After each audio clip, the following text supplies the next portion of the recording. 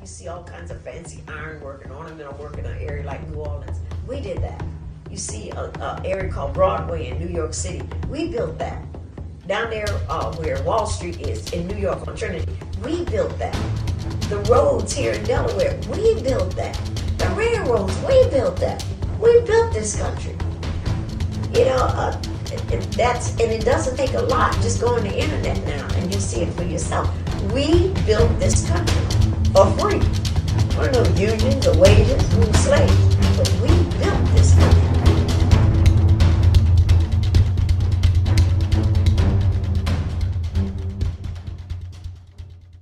Hey, I'm Moise, Michel with BInfluenced. I'm here with Rev Eldson McGee. How you doing today? And be ready to be influenced. How you doing today? I'm blessed, brother. Thank you for having me. Well, it's a pleasure for me to finally meet you. I know you're the founder of the Vietnam Veterans of America. Can you tell me a little bit about this program? Well, this program is actually a part of a national program.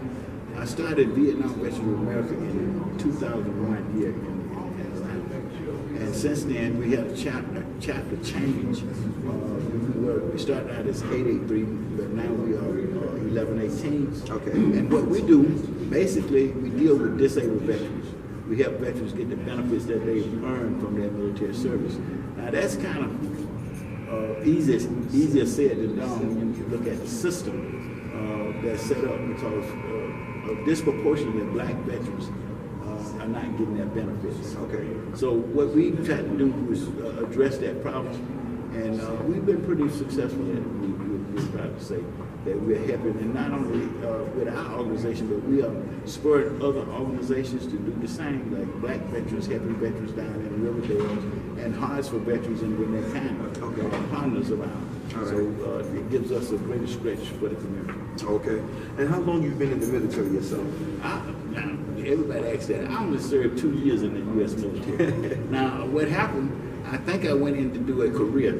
I got wounded in combat, and I said, ooh, I didn't know they were doing that. So I got out of the military, and I went to work for VA. Okay. Did you serve in the Vietnam War? Yes, I served. I was one in Vietnam. Vietnam. It wasn't a bad injury, was it? No, I mean, my injury was superficial compared to the injuries of my platoon that day was killed. Oh, man. And I think I lost 7 other people that day. So it was my Well, God is good because you're still here to tell your story. Still here to tell You're still here to tell your story. One question I'd like to ask is, how come homelessness is a high between veterans who served in the army? Well, and I like to say this for everybody to know. Homelessness, period, is a side effect of the way we do business in America. Okay. Right now in the city of Atlanta, you got more housing with the lights on, water running, vacant than you have homeless people. Wow. So the issue about homelessness is a very profitable enterprise too, and it's hard to get rid of when you got people making millions of dollars off of people being homeless. But that's the crazy notion to me, because my thinking is that if someone served the country, why not take care of that person? Why allow that person to be homeless? Well, we live in a country where economics is the call of the day, and it is a side effect of the way we choose to do business. We could eliminate homelessness today if we chose to do so. That is true. But we don't want to do so because people are making money off of it. And with the many soldiers and veterans that you've dealt with in the past, and I know a lot of suffer from the PTSD, how do you help these gentlemen? Well, now, I'm a victim of post-traumatic stress. Matter of fact, the only disability I have is PTSD. Okay. Now, it is a very insidious disease because it's still not fully understood. It's not one fit all. Everybody comes to PTSD with their own background. That's true. You know, and that got to be a part of the treatment process. Now, I was fortunate. I guess it was like letting a patient run the institution.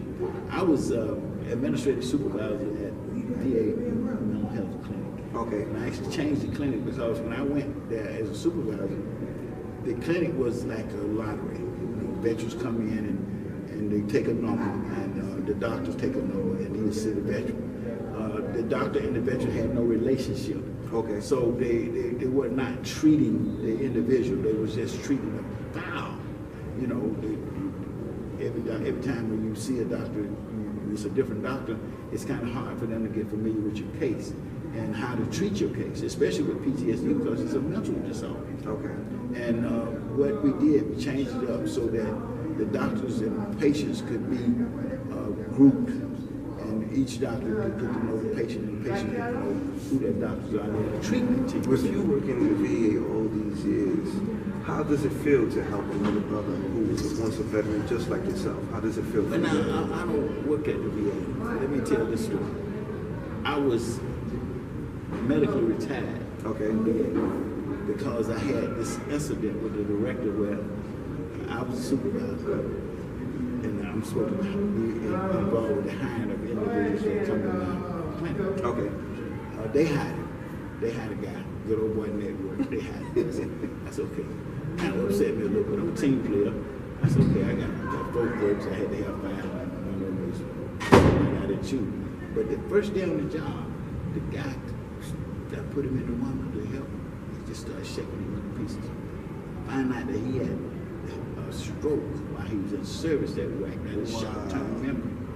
And during the interviewing process, they didn't detect that, and they didn't make that an issue because what my clerks had to do, they, you know, the ones they said they wanted, they had a computer, telephone, and the one of it meaning they had to have a patient, and you know they could have a provider or 2 behind them, all everybody demanding their attention. So you had to be a multitasker. Oh, okay. But when you lost your short-term memory, you can't multitask.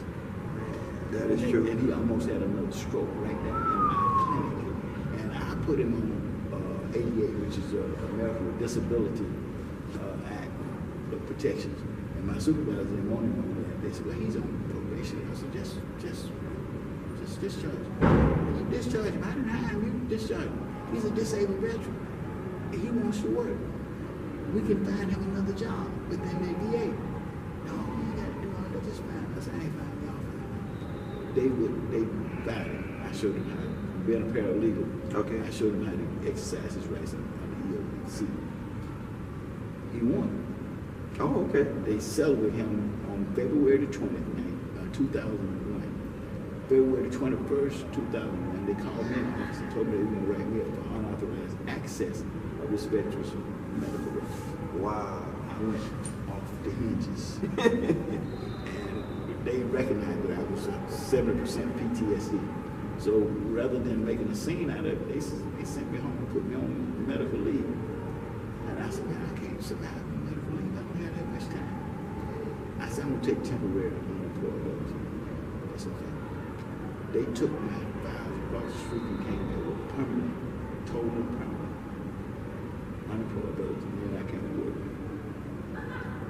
In medical retirement, because I can't work. They wanted to make sure I couldn't come back to the VA. So I don't work for the VA anymore, but I do sit on the board of advisory for the VA now. Oh, okay. So I get a chance to still help veterans, and I help veterans through my organization. So And I just wanted to pick your brain. What did you think about the NFL protest against the national anthem as well? This is a two-sided question. And what did you think of Muhammad Ali avoiding the draft to Vietnam, that you served 2 years in? Well, I think all of this is kind of related, and I have talked about Ali in reference to the NFL, Kaepernick's protest. I served to give them that right. I think that's what I understood the Constitution of the United States was doing. That's true. Establishing rights for us to protest if we choose to do so. Muhammad Ali was exercising his conscience. You know, he was a conscious objector. His religion didn't prepare him into war. That's his right. That's what I served to, you know, to make sure that he had that right. Now, did I agree with him personally exercising the right that way? No, but I agree with him more to have the right. That's his right. Kaepernick, same thing. He had a right to protest. Now, Ali wound up losing his title, but the Supreme Court said that Ali was right. I think everybody forgot that the Supreme Court of the United States They did. said that Muhammad was right. Well, So we done forgot that in application to this NFL thing. But now let's look at the difference in applications. Those boys are making millions of dollars. The NFL is a business. They enacted rules that telling them, okay, if you exercise your right, because this is not a platform to do it, you're exercising your right, then we're going to take your money away. That's blackmail at the highest form. That's why I'm saying I might after the Super Bowl tomorrow, I might not watch. You might not watch football. But I'm gonna be a hypocrite tomorrow. I'm gonna watch the Super Bowl, but I won't buy a ticket to the games to Mercedes-Benz Stadium. But you see, my problem is that Mr. 45, he called these young men sons of bitches, but yet he avoided the draft himself. He avoided the draft. He is the biggest hypocrite we have ever seen in the White House. But if you got a racist, his hood is off. So he, That's true. his hood is off. We got to keep in mind that this man historically is a racist. Don't care what they say. That's His true. track record Shows racism. Shows racism from from dealing with his dad. He's never had to really work for anything. He really hasn't. He been raised on a gold spoon, gold, platinum, and silver. Yeah. So what we're looking at a guy that we gave him more attention than he deserved. Really. That is true. That is true. I get caught up in watching the Donald Trump show every day myself, because every day you wonder where he going. I hope he don't get the nukes.